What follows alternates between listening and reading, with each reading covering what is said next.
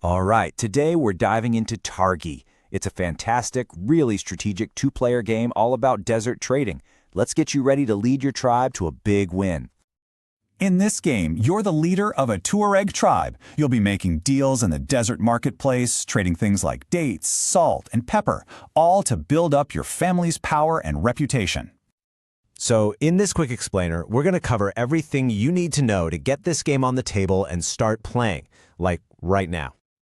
Okay, first up, the objective. What are you actually trying to do to win?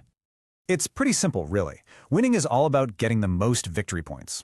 And how do you do that? Well, mostly you'll be collecting and playing these things called tribe cards into a grid in front of you.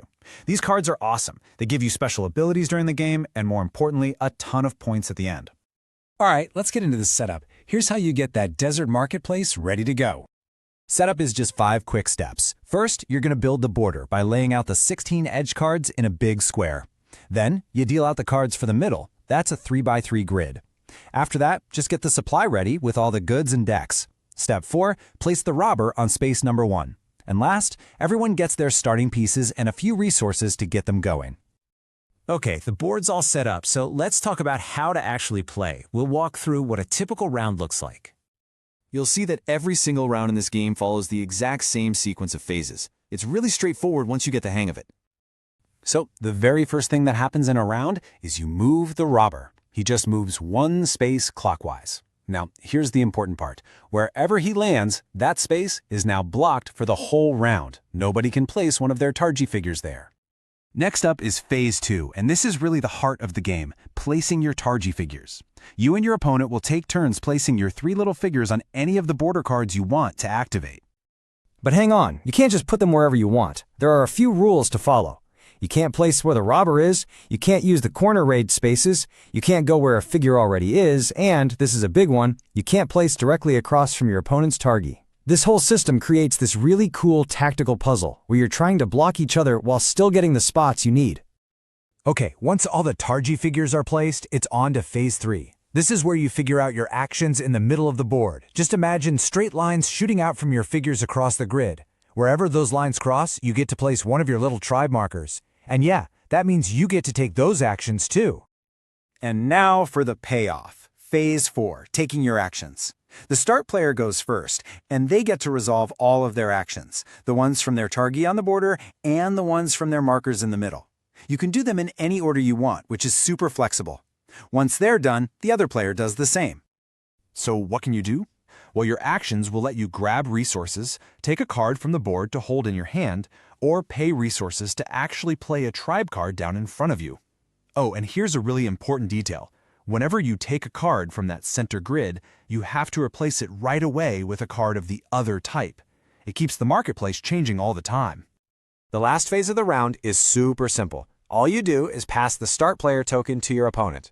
And that's it. A new round kicks off, and you start all over again by moving the robber.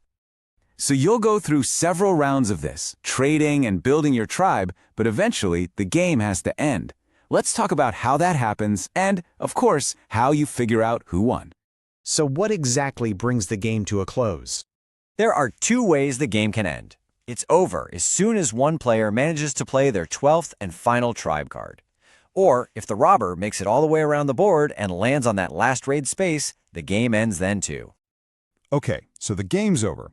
How do you actually score your points? Your final score is a mix of 4 things. You'll count up any victory point tokens you grab during the game, add the points printed right on your tribe cards, check for any bonuses from your card abilities, and, this is a big one, you'll get bonus points for the rows of cards you've completed.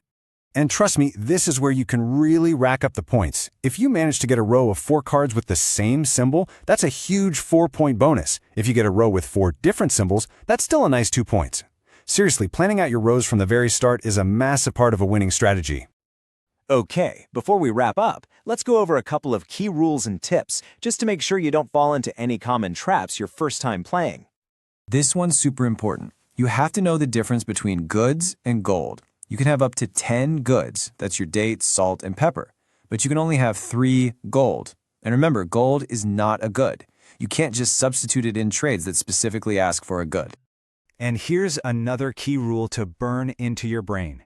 If you have a tribe card in your hand that you want to play, you can only do it by using the Noble action space. No other action lets you play a card from your hand. Got it? Good. And that's really it. You've got all the essentials now. You are absolutely ready to play your first game of Targi. So, the desert is waiting for you. What's your strategy going to be? Are you going to focus on getting those powerful game-bending card abilities? Or are you going to race to finish those valuable rows for the huge endgame bonuses? Well, that's all up to you.